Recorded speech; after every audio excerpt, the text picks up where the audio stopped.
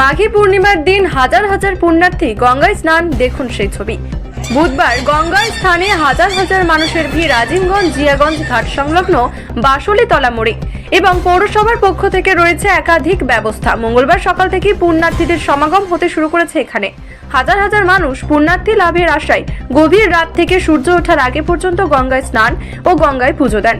জানা যায়, আদিবাসী সম্পাদ্য মানুষরা মাঘী পূর্ণিমাতে এই ঘাটে সামিল হয়।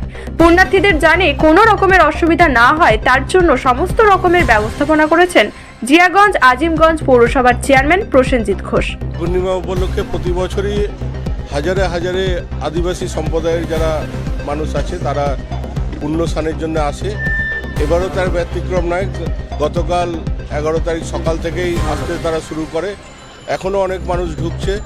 গোটা গঙ্গার ধারে মানুষে 6 লাখ তারা পুণ্য স্নানের জন্য এসছে।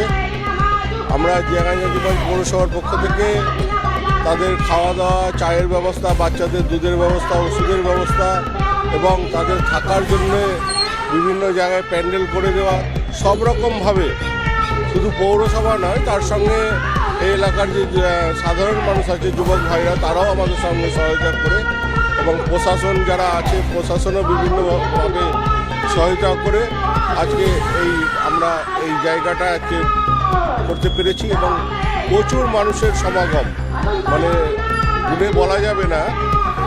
এখনও আজকে সারাদিনই লোক থাকবে, সারাদিনই লোক আসছে।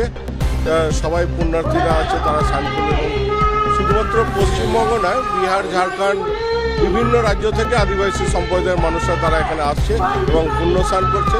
এবং সবথেকে বড় জিনিস যেটা আছে, তারা খুব সুশৃঙ্খল এবং একবারে ধর্মীয় আচার মেনে পুজো করে। কোনো রকম গতকাল থেকে সারাদিনে কোনো রকম বিশৃঙ্খল সৃষ্টি হয়নি এবং কোনো রকম কোনো ঘটনা আমাদের চোখে পড়েনি। সুষ্ঠুভাবে চলছে। আশা করছি সামনেবার আরও বেশি লোকের সমাগম।